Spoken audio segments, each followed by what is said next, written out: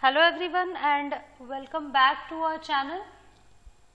So in this particular video we shall discuss about the pulmonary ventilation.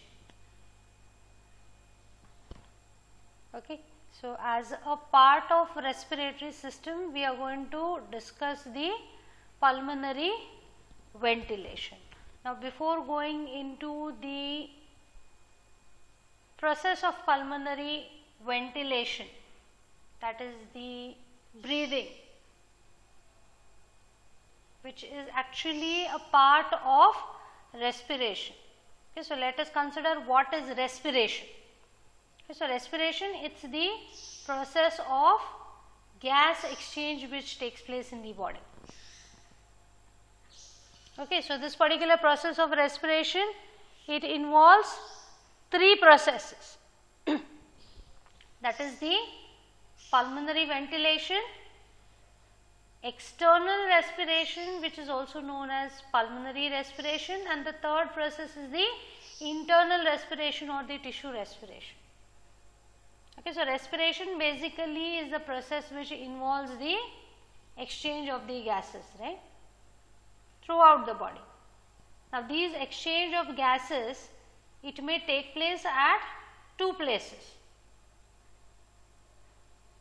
The one which takes place in the lungs, that's called as the external respiration or the pulmonary respiration. Okay, pulmon means lungs. So the exchange of gases which takes place, that is the oxygen and the CO2. Okay, so oxygen will be taken up by the blood vessels and the carbon dioxide, this will be removed out of the blood vessels and it will enter into the alveoli. Remember the respiratory membrane through which the exchange of gases will take place. Whereas the internal respiration or the tissue respiration, this is the gaseous exchange which takes place in the tissues, as the name implies. Okay, so tissues also require oxygen, right? So here the oxygen is taken up by the tissues and the carbon dioxide is given out into the blood. So these are the two types of respirations which take place, that is two types of gaseous exchange which takes place within the body. However, the process of ventilation, so these two are the processes where exactly the gaseous exchange will take place. But for this gaseous exchange to take place, there should be some process which will bring the air inside, right? From where you will get this oxygen? That's from the atmosphere, right? Okay, so unless and until this oxygen which is present in the atmosphere, it reaches your lung, exchange will not take place, right? So if this oxygen is not taken up by the lungs, obviously the tissues will also not get the oxygen, right? Okay, so for this process of gaseous exchange to take place, whether it is external respiration or whether it is internal respiration, the most important thing which should take place is the pulmonary ventilation. That is, you should breathe. Okay, pulmonary ventilation means breathing. So unless and until you breathe the air in, you will not receive the oxygen, right? Or unless and until you breathe the air out, the carbon dioxide which is generated, it will not be removed out, right? Okay, so from here it should reach the lungs and from the lungs it will move towards the atmosphere during the exhalation. And the oxygen from the atmosphere, it should reach your lungs and from here it will reach the tissues, right? Okay, so for that matter, the gaseous exchange should take place between the atmosphere and the lungs. So, this particular movement of the air into and out of the lung, this particular process is called pulmonary ventilation. Okay, so pulmon means lungs. Okay, so pulmonary ventilation, something which is pertaining to the lungs, or it is also known as breathing. So, what this pulmonary ventilation involves? It involves two processes, inhalation and exhalation of the air, that is inflow of the air and outflow of the air. Okay, so it will involve the exchange of air. Okay, so here exchange of air is taking place between two places, that is the atmosphere and the alveoli of the lungs. Alveoli are the functional units of the lungs, where actually the gaseous exchange is taking place. So, the air should reach up to the alveoli, isn't it, for this process of respiration to take place.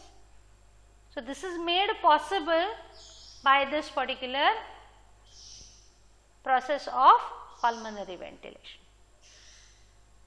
Okay. Now, coming to the second process which is involved in the respiration, that is the external respiration or the pulmonary respiration. So, as we have seen earlier, what is respiration? Respiration is the exchange of gases in the body. Okay. Now, this particular process, that is external or pulmonary respiration. So, this is the process of exchange of gases between the alveoli of the lungs and the blood which is present in the pulmonary capillaries. If you can recall the diagram of the alveoli, we have seen that the network of pulmonary capillaries, it surrounds the alveoli, right, and the wall of these capillaries, they, along with the wall of the alveoli, they form the respiratory membrane across which the exchange of these gases will take place. So, in this particular process of external respiration, what will happen? The pulmonary capillaries, they will gain the oxygen. So, blood which is present in these capillaries, they will gain the oxygen. So, oxygen is taken up by the blood. So, deoxygenated blood is getting converted to oxygenated blood, and at the same time it also loses the carbon dioxide. So, the deoxygenated blood is also rich in carbon dioxide, right, which needs to be removed out of the body. So, that is also exchanged at this particular level. So, this is the process of external respiration. Then the next process which is involved in the respiration is the internal respiration or the tissue respiration. So, again, since it is a respiration, it will involve the exchange of gases. Now, this exchange of gases, it is taking place between the blood in the systemic capillaries. What are systemic capillaries? The ones which are supplying to the different parts of the body. So, the systemic capillaries and the tissue cells, they will exchange the gases. So, this particular process is known as the internal respiration. Okay. So, for this internal respiration to take place, first the external respiration should take place, right. Oxygen should be taken up, which should be provided to the tissues or the cells, right. So, also the waste which is produced, that should be thrown out of the body, the gaseous waste. Okay. So, internal respiration again will be followed by the external respiration to remove this carbon dioxide out, which is exchanged at this particular level.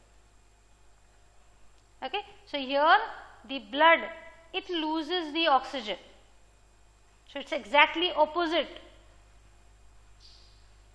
to the external respiration. So, here the blood is losing the oxygen and it is gaining the carbon dioxide, which is supposed to be taken towards the lungs to be removed out of the body. Okay, now this oxygen, it is required by the cells for the metabolic processes, and at the same time the carbon dioxide is produced. So, this needs to be removed out. Okay, so this particular process which occurs within the cells, the metabolic reactions that consume the oxygen and give off the carbon dioxide, this process is known as cellular respiration.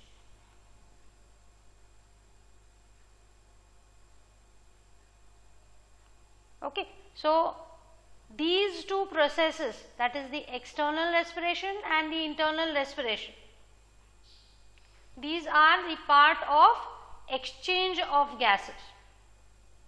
Okay, so these we will be dealing with in detail when we will discuss about the exchange of gases which takes place in the body.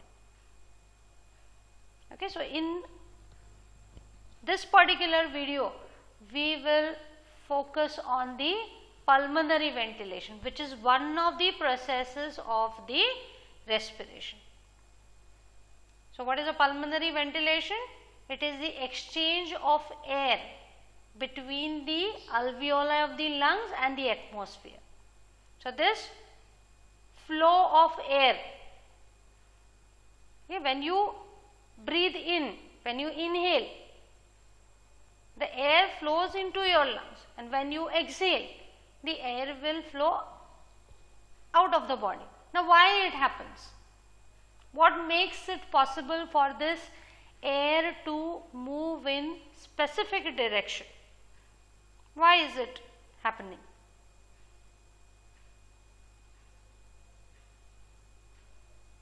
That is because of the alternating pressure differences, right?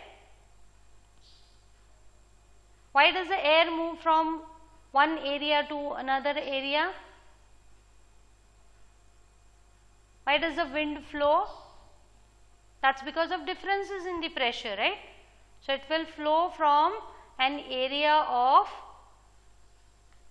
high pressure to the area of low pressure, right? This is the direction in which the air flows, right? It flows from an area of high pressure to the area of low pressure. Okay. So, these differences in the pressure in the different areas, this is making the pulmonary ventilation possible. So, this exchange of air, it takes place because of these difference in the pressure. Okay, so that is the main factor which is governing the pulmonary ventilation. It is making pulmonary ventilation possible to occur.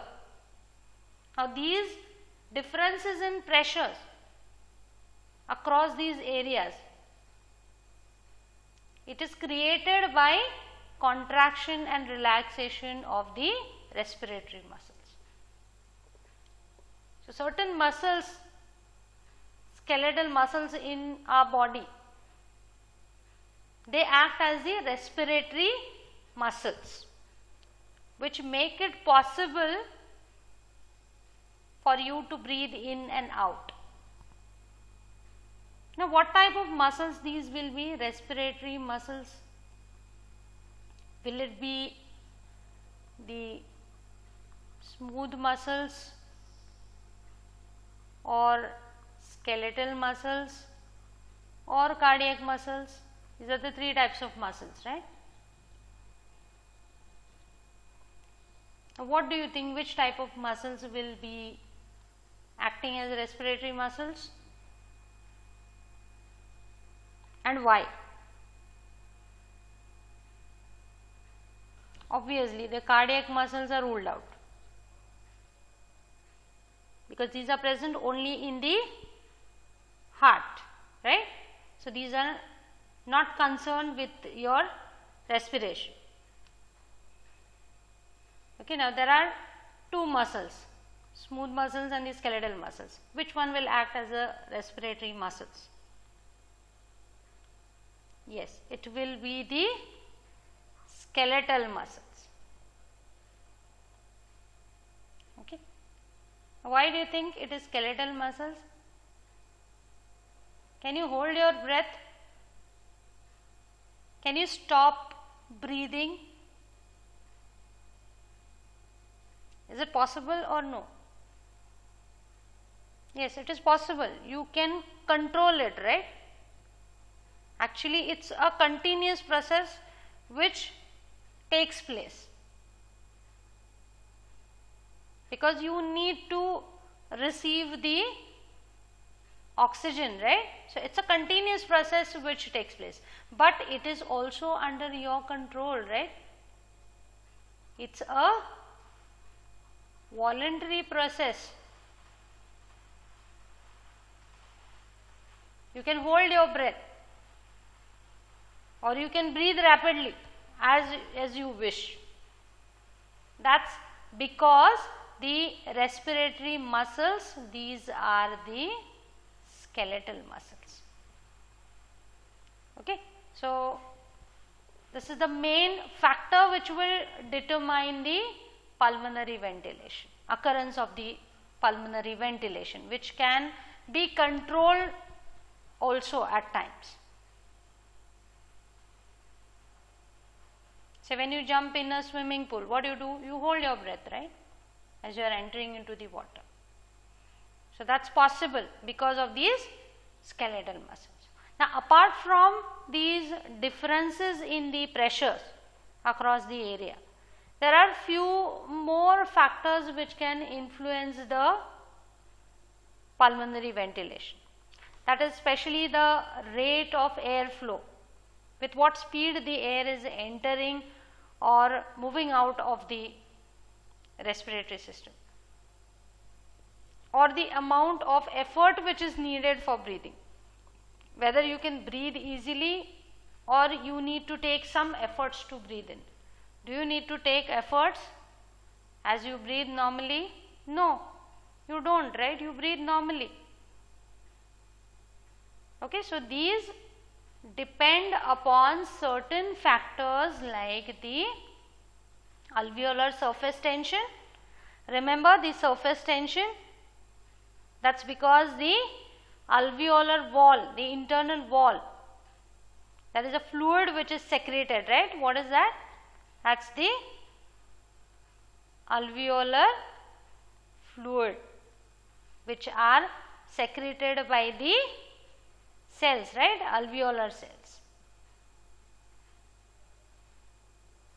So, there is a surface tension which is exerted. So, this is one important factor. Next one is the compliance of the lungs. Now, what is the meaning of compliance? The ease with which the lungs increase their size, that is the compliance. And the third factor is the airway resistance, that is the airway resistance. Now, what is the resistance? Resistance is created to flow of any fluid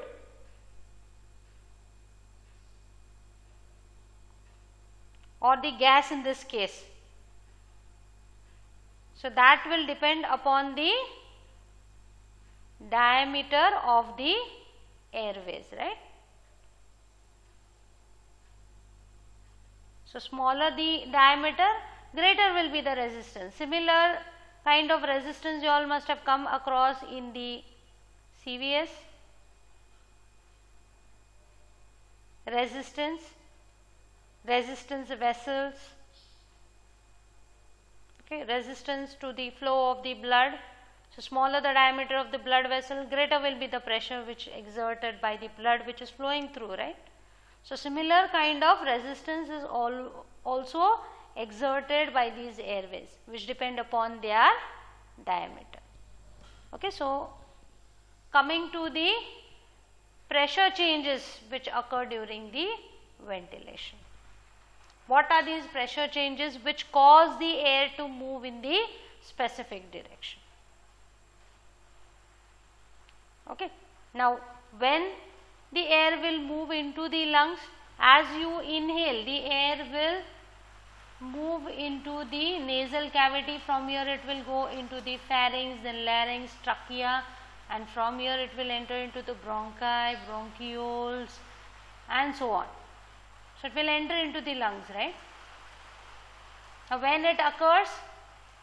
When the pressure of the air inside the lungs, it is less than the pressure of the air in the atmosphere. It is the exchange of gases or the exchange of air specifically between the lungs and the atmosphere, right. So, you are breathing in the air which is present in the atmosphere, right. So, when the air will flow in this particular direction, when the pressure in the atmosphere, it is high.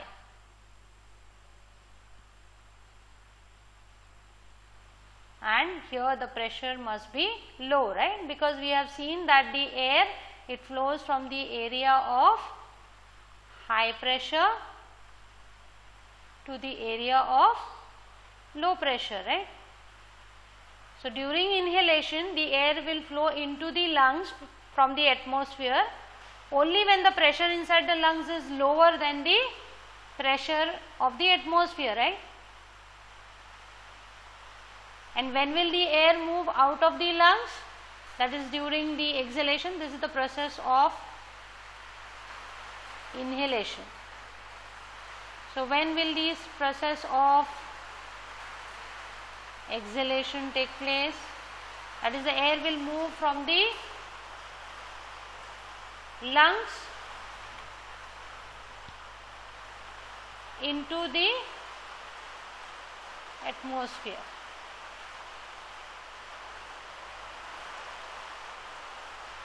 When this will happen? When the pressure inside the lungs, it is greater than the air pressure in the atmosphere, right.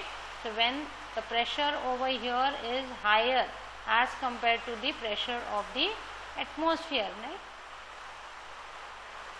because the air moves from the area of high pressure to the area of low pressure.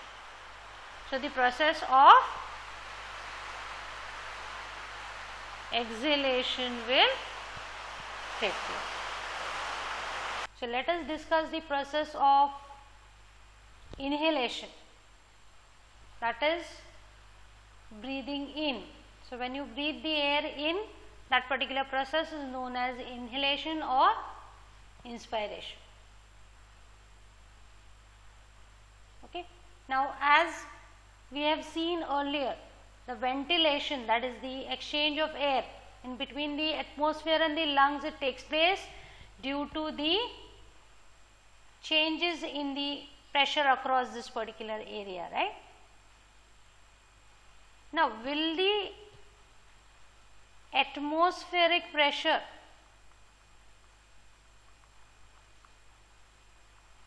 will it change? How much is the atmospheric pressure? Yes, it is 1 atmosphere, or it is 760 mmHg. Okay, so that is the atmospheric pressure. Now, does it change? No, it does not change, right? It remains constant. So, how you will achieve these changes in the pressure?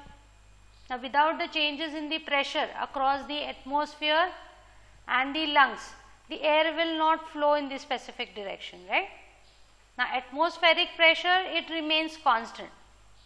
So, what can be changed now? Yes, the pressure inside the lungs can be changed. Now just before you inhale the air, the pressure inside the lungs, it is same as the atmospheric pressure, that is pressure over here in the lungs, it is also 1 atmosphere. Okay. Now for the air to move inside the lungs, the pressure inside the lungs must be lower, right, as compared to the atmospheric pressure. So it should fall below 1 atmosphere or below 76 millimeters of the mercury.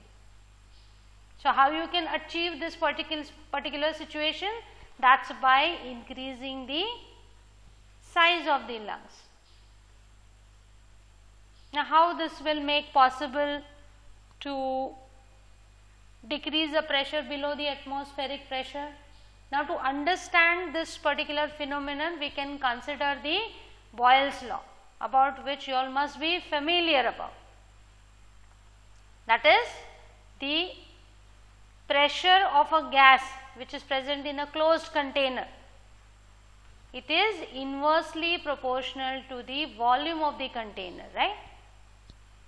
Okay, so lungs, you can consider them as a container, right. It is not completely a closed container, but yes, you can consider it or compare it with a closed container. Now to understand how these pressure changes are taking place, we will take up this particular small topic, that is the Boyle's law. Okay. So it states that the pressure of a gas, that the pressure, this particular gas which is present in a closed container, it is a closed container, right. So pressure it will exert on the walls of the container, that will depend upon the volume.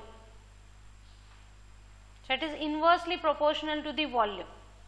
So more the volume, okay, more the volume, what will happen to the pressure? Less will be the pressure, and vice versa. Okay. So what will happen? As you change the size of the container, the pressure which is exerted by the molecules of gas on the walls of the container, that will change accordingly.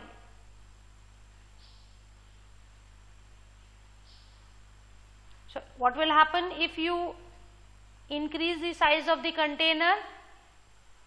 The pressure of the gas which is present inside, that will decrease. And if you decrease the size of the container, then the pressure which is exerted by the air inside, that will increase, right.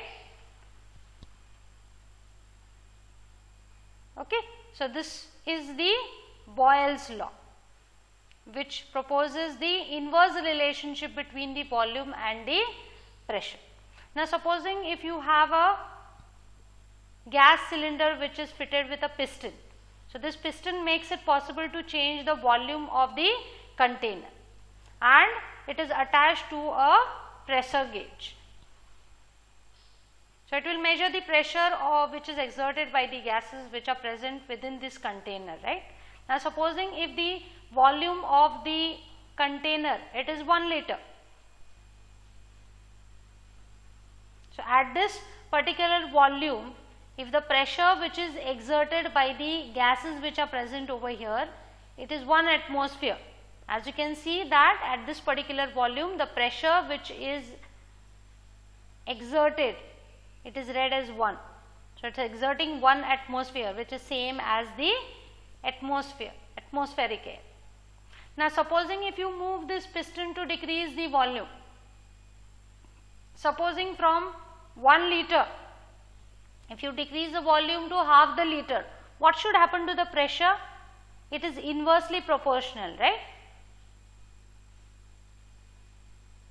So in the proportion which you decrease the volume, the pressure will increase. Now you have reduced the volume to half, right. It was 1, you have made it to half liter. So what will happen to the pressure? It should be doubled, right. It should be 2 times than what it was in 1 liter. So So from 1 atmosphere it has become 2 atmosphere now. Here you can see.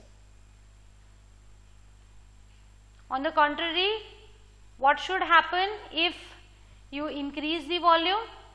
If from 1 liter, if I increase the volume to 2 liters, how much will be the pressure? At 1 liter it was exerting 1 atmosphere. So at 2 liters what should happen? Volume has increased. So what should happen to the pressure? It will be decreased. So in what proportion? You have doubled the volume. So what should happen to the pressure? So pressure will be 0.5 atmosphere. Okay. So this explains the changes in the pressure which can be brought about by changing the volume. Okay. Because the pressure of a gas, it varies inversely with the volume. So how you can alter these pressure differences? You can't change this atmospheric pressure, but you can change the size of the lungs to alter the pressures accordingly, to make it higher or lower as compared to the atmospheric pressure. Okay. So these changes in the pressure within the lungs will help you to inhale or exhale. Now let us talk about the inhalation. Now for inhalation to occur, the lungs must expand, their volume must increase. So as a result of which the air which is present within the lungs, it will exert a lesser pressure, right. So pressure decreases, right, within the lungs. So it will go below the atmospheric pressure. So as you can see, the pressure within the lungs, it has become 758. So that is below the atmospheric pressure, right, 760. So in which direction the air will flow? It will move from the atmosphere into the lungs. Now how you can expand the lungs? What is the process which takes place? So the first step which is involved in expanding the lungs during normal quiet inhalation, that is very important. Okay, so this involves the contraction of the muscles of inhalation. There are certain muscles which act as muscles of inhalation. So they will contract in such a way that they will expand the lungs. So these muscles of inhalation are the diaphragm and the external intercostals. Okay. So these are the positions. That is your diaphragm. This is the one, dome shaped structure, and these are the external intercostals. Okay, so out of these two, most important one is the diaphragm, which is a dome shaped skeletal muscle, which actually divides the thoracic cavity from the abdominal cavity, right. So it forms the floor of the thoracic cavity. So contraction of these muscles which are present in the diaphragm, these are skeletal muscles actually. So contraction of this diaphragm, it results in flattening of the diaphragm. So what has happened now? The dome has lowered. It was originally this much, but now it has lowered. So what will happen? Now the vertical diameter of the thoracic cavity, what has happened now? It has increased. Okay. Now during the normal quiet inhalation, when you breathe in normally, the diaphragm, it descends round about 1 centimeter. It descends downwards. So this will create a pressure change of about 1 to 3 mmHg. So that you can breathe in round about 500 ml of air. Now as you can see, because of this movement of the diaphragm, what has happened? The pressure has changed to 758. Okay. So it has decreased by 2. However, during the strenuous breathing, That is, if you breathe forcefully, the diaphragm may descend round about 10 centimeters. Okay, so this may create a pressure difference of round about 100 mmHg. So you can breathe in 2 to 3 liters of air in the strenuous breathing. Okay. Now this contraction of the diaphragm, it is responsible for the entry of 75% of the air. So whatever air enters during inhalation, 75% of it is made possible by the contraction of the diaphragm during quiet breathing. However, during pregnancy or excessive obesity or confining abdominal clothes, it will prevent complete descent of the diaphragm. So it may affect the volume of air which can be breathed. Then the next important muscle is the external intercostal muscles. So muscles which are present in between the ribs. So these are the external intercostal muscles which are present in between the ribs. So when these muscles contract, they elevate the ribs. So as you can see, when they contract, they are pulling the ribs in the upward direction. The diaphragm, it was moving downwards. Now what these external intercostals are doing to your ribs, the ribs are being pulled in the upward direction. So as a result of this, what is happening? The anterior-posterior diameter, that is this one. As you can see, because of the elevation of the ribs, these are the ribs during your exhalation, and these are the positions of the ribs during inhalation. So sternum also has been lifted and the ribs also have been lifted above their normal level. So the lateral as well as anterior posterior diameter, it has increased. That is the anterior posterior diameter, and this way will be your lateral diameter. So both have increased. So this contraction of the external intercostal, it is responsible for entry of 25%, remaining 25% of the air. 75% of the air enters because of contraction of the diaphragm, and 25% of the air enters because of the contraction of the intercostal muscles. Okay. Now there are certain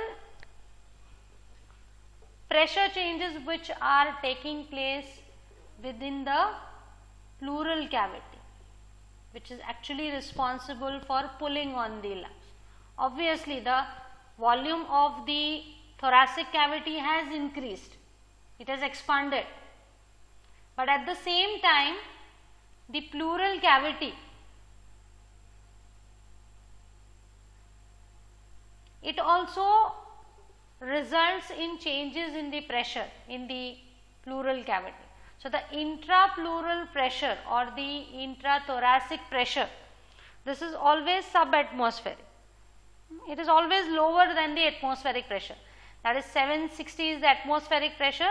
As you can see that the intrapleural pressure, that is the pressure within the pleural cavity, that is between the visceral and the parietal pleura.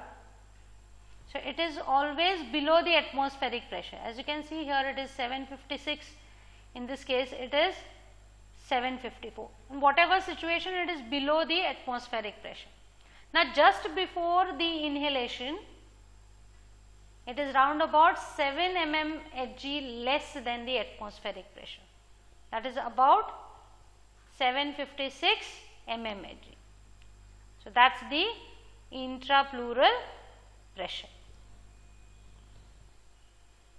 Now, as the diaphragm, it contracts and the external intercostal muscle contract to increase the overall size of the thoracic cavity. This will increase the volume of the pleural cavity as well, right. So it will pull on the pleurae, right, because parietal pleura, it is attached to the thoracic cavity walls, right. So as the walls are expanding, obviously it will pull the parietal pleura. So it will increase in the size of the parietal cavity. So this will result in the pressure, intrapleural pressure to decrease, because the volume is increasing, right. So what should happen to the pressure within this cavity? Obviously it should decrease, right. So it decreases to 754. So from 756 it has dropped down by 2, that is, it has become 754, because the volume within the pleural cavity has increased. Okay. So as this parietal pleura, it is pulled on, obviously along with it the visceral pleura will also be pulled, right. That is because these adhere to each other, right, because of the surface tension, there is a fluid present. So obviously it will pull the visceral pleura also along with it. So as the thoracic cavity is expanding, the parietal pleura, it is pulled in the outward direction, right. So along with the parietal pleura, due to the fluid which is present in between, the visceral pleura also will be pulled. So along with the visceral pleura, lungs also will be pulled in the outward direction, right, because the visceral pleura is associated with the lungs, right. So obviously it will pull on. So what will happen to the lungs? Obviously these lungs will get expanded, right. So as you can see over here, the size of the lungs and this size of the lungs, it has expanded, right. That is because of the pressure changes. Okay. So as the volume of the lungs increases, so because of this the volume of the lung will increase, right. So what will happen to the pressure? The pressure which is present within the lungs, it is known as alveolar pressure or intrapulmonic pressure, that is the one. So this was actually 760 before you inhale, right. But now as the lungs have expanded, what will happen? The volume has increased. So what will happen to the pressure inside? Obviously the pressure will drop from 58 mmHg here. So it has dropped to 758 mmHg. Now is it lower than the atmospheric pressure? Yes, by 2.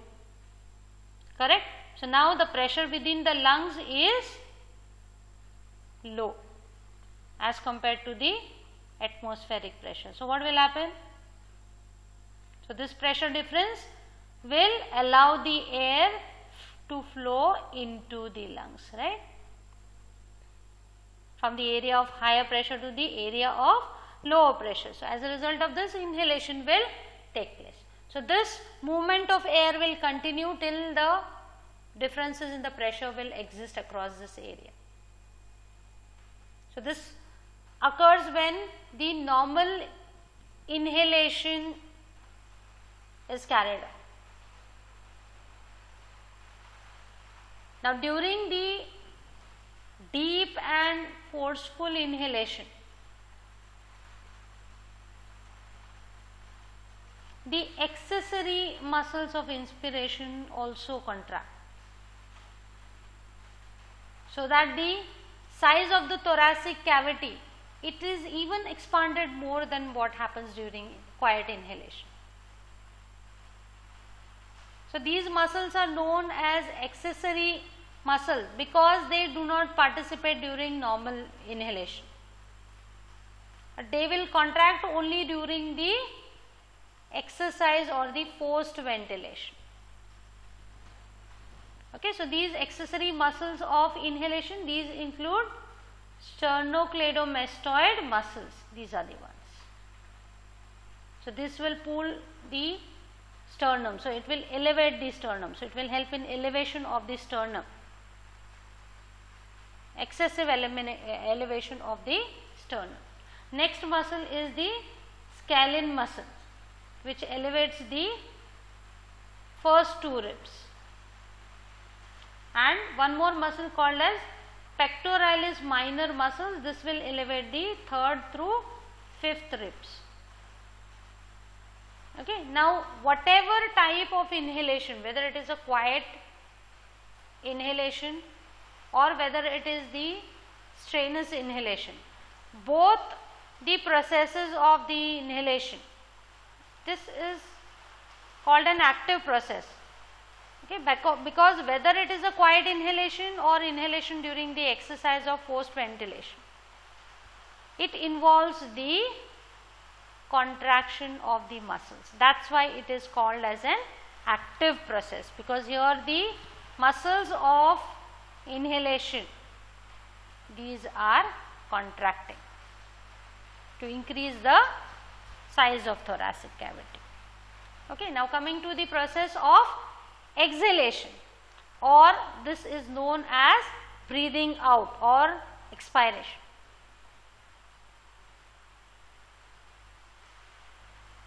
So, this is also due to pressure changes, right? This should also involve the pressure changes. Why should the air move out of the lungs? That is because the pressure inside the lung should be higher than the atmospheric pressure. Okay, so here also pressure changes are involved. So, these gradients, these are however in the opposite direction. So, pressure within the lung is higher than the pressure of the atmosphere. Okay. Now, during normal exhalation, during quiet breathing, contraction of the muscles is not involved. Here no muscular contractions will take place.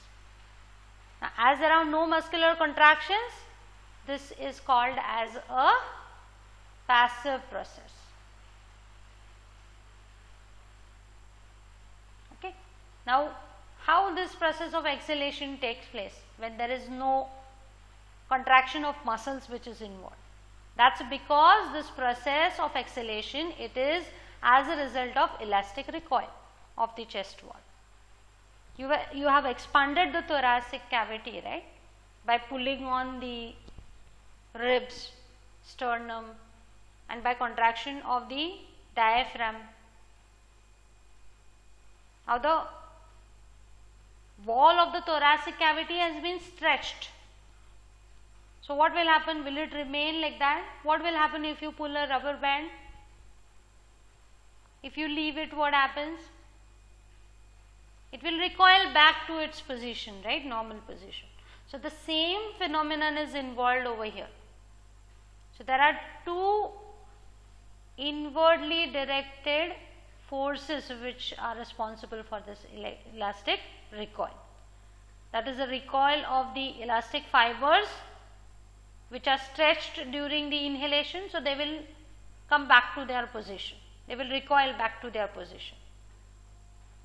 And the second force is the inward pull of the surface tension due to the film of the alveolar fluid. Remember, there is a fluid lining the alveolar fluid which is secreted by the alveolar cells. So, this tension, it helps in the thoracic cavity to come back to its normal size. So, the alveoli, they will, the ones which were expanded, now they will recoil back. Okay. So, exhalation, it starts as the inspiratory muscle starts to relax. So, the diaphragm which was contracted over here, now what will happen? It will relax during the exhalation. So, it will move upward, right? It will maintain its dome shape now. And what will happen to the external intercostals? They will also relax. So, what will happen to your ribs? They were elevated, right? So, now the ribs will be depressed downwards. So, because of this, the vertical, lateral and anterior posterior diameters which were increased during inhalation, all these will decrease. So, as a result of this, the lung volume will also decrease, right? So, as you can see that relaxation of all these muscles, that is the diaphragm which has contracted here, it will now relax and gain back its position, and whatever external intercostal muscles which had contracted to pull the ribs upward, they will relax so that the ribs will come back to their original position, this one, during the exhalation.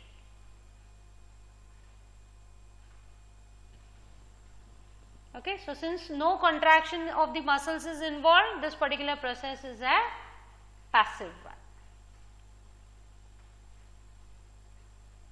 Okay, so what will happen to the alveolar pressure? That is the pressure within the lungs.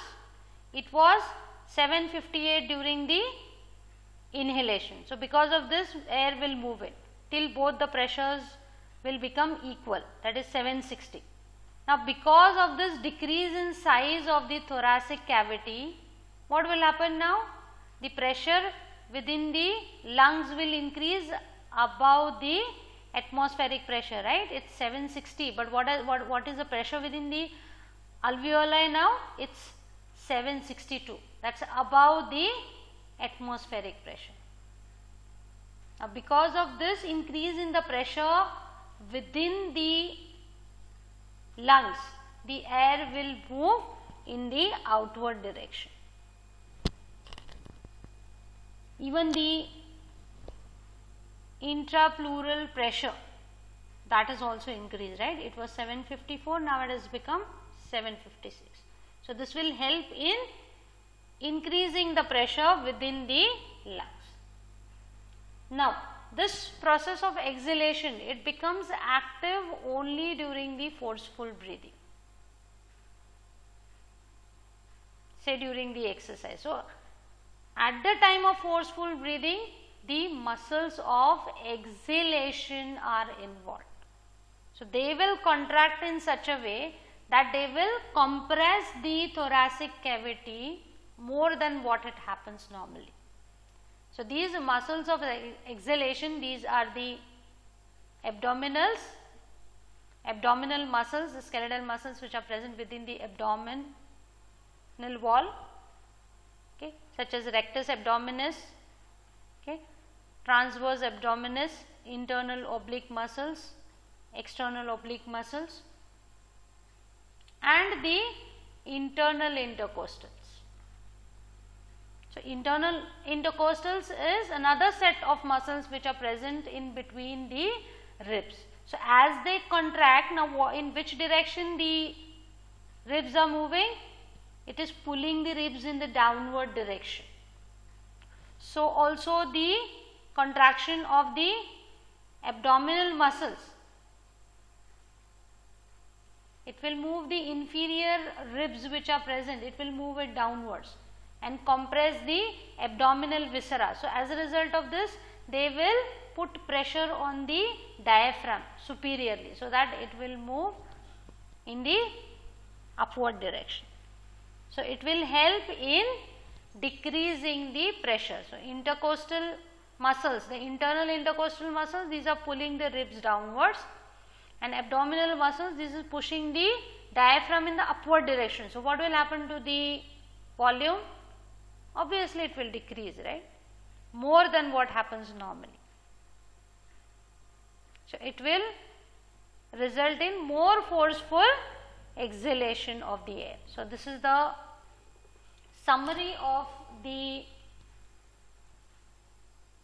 process of inhalation and exhalation. So, as you can see over here, during the normal and quiet inhalation, the diaphragm and the external intercostal muscles will contract, so that the pressure inside will increase, and during the labored inhalation, additional muscles, accessory muscles will contract. So, as a result of this, the thoracic cavity, it will increase in size. So, volume of the lungs will be expanded. So, alveolar pressure, it will be dropped below the atmospheric pressure, 758, and during normal and quiet exhalation, the muscles which has contracted during the inhalation, they will relax, and during forceful exhalation the abdominal and the internal intercostal muscles will contract. So, as a result of this, the thoracic cavity decreases in size and the lungs recoil.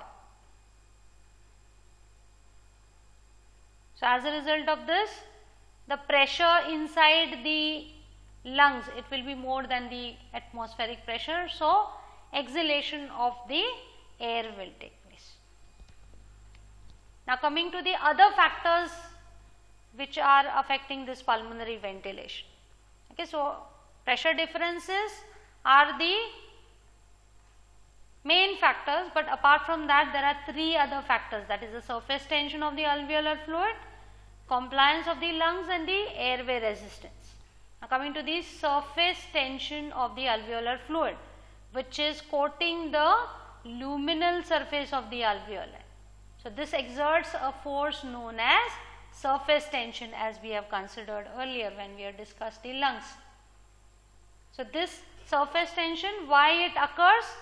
Because it occurs at the interface of the air and water, because the polar water molecules, these are more strongly attracted to each other. So, they will not try to mix with the gas molecules which are present in the air. So, always there is a surface tension which is exerted at the interface of the air and water. So, when the liquid which surrounds a sphere of air,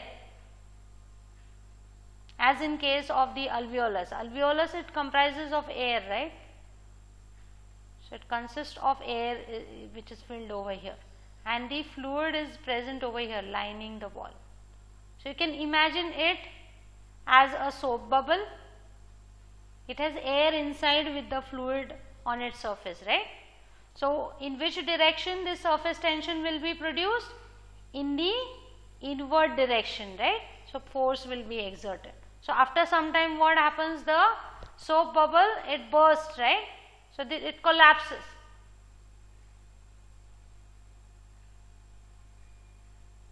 Okay. So, because of this surface tension which is exerted by the alveolar fluid which is present in the alveoli, similar kind of phenomenon will take place. So, as a result of this, the alveoli, they assume the smallest possible diameter because of this surface tension. So, during breathing, this surface tension which pulls on the alveoli, okay, to decrease the size. So, it must be overcome, because as you breathe in, the size of the alveoli, it must increase, right, for the lungs to get expanded. Okay, so, it accounts for the elastic recoil. Now, surfactants are present over here, right, as we have seen. It is a mixture of phospholipids and the lipoproteins. So, this surfactant which is present in the alveolar fluid, it helps in reducing the surface tension. Now, imagine if the surfactants are absent, as happens in premature infants. What will happen if the surfactant is absent? The surface tension will not be reduced.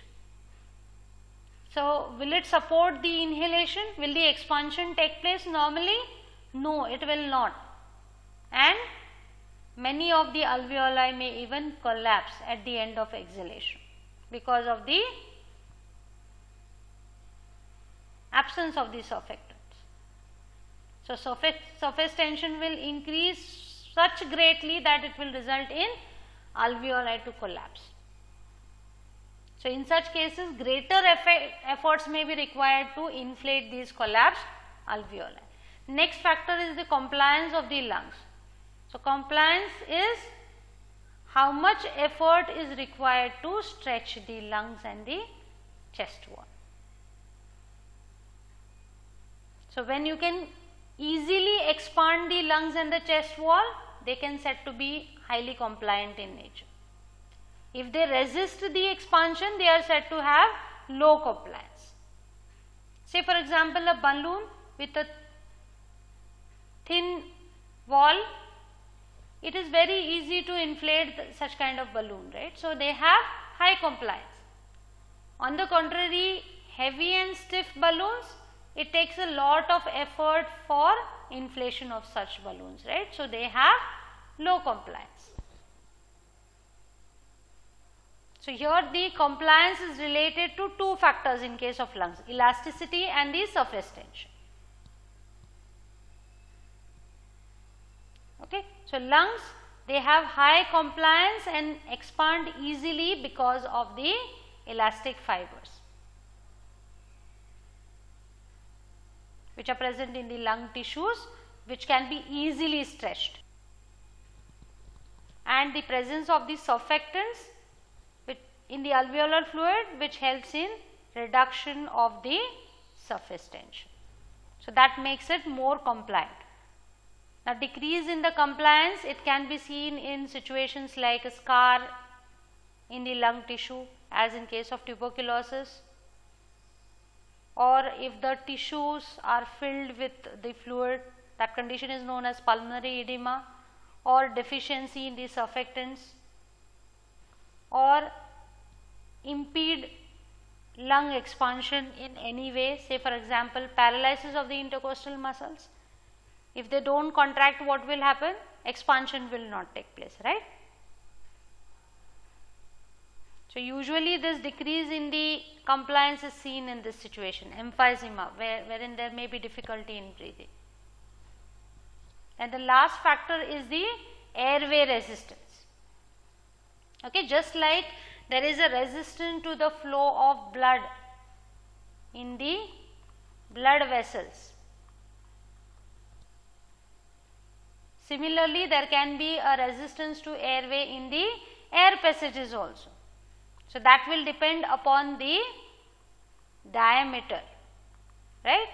Now, supposing if this airway and this is the second airway, okay. So, that is the first one and that is the second one, through which air passage the air will flow very easily.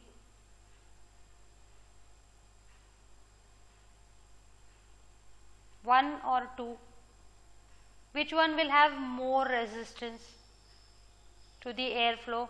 Obviously, this one will have more resistance because the diameter is smaller, right. So, it will be difficult for the air to move, right. Okay. So, especially this resistance is exerted by the bronchioles to the normal flow. Okay. So, bronchioles actually these needs to be enlarged. Okay. So, these are enlarged as the walls are pulled in all the directions. Okay. So, larger diameter, lesser will be the resistance. Okay. Now, this airway resistance, it may increase during the exhalation because the diameter of the bronchioles is decreasing, right. So, it can be regulated by the contraction or relaxation of the smooth muscles which are present in the walls of these airways. So, it may be controlled by the sympathetic division of your autonomic nervous system. It may cause these smooth muscles to relax. So, as a result of which the bronchodilation will take place. So, what will happen to the resistance? Obviously, it will decrease. Now, there may be certain conditions wherein there may be narrow airways or obstructions in the airways. So, this will result in increase in the resistance. Okay, so, such kind of conditions may be precipitated in asthma or chronic obstructive pulmonary diseases, that is COPD, which comprises of two conditions, emphysema and chronic bronchitis. So, these increase the airway resistance due to some obstruction or collapse of the airways. So, these can be life threatening at times because the gaseous exchange does not take place efficiently over here in this particular situations. Okay. So, this is to do with the pulmonary ventilation, the process of inhalation and exhalation, and the factors which are governing the process of pulmonary ventilation, that is the pressure differences and the other factors like the surface tension, the compliance of the lungs and the airway resistance. Okay. So, this is the reference. Thank you for watching.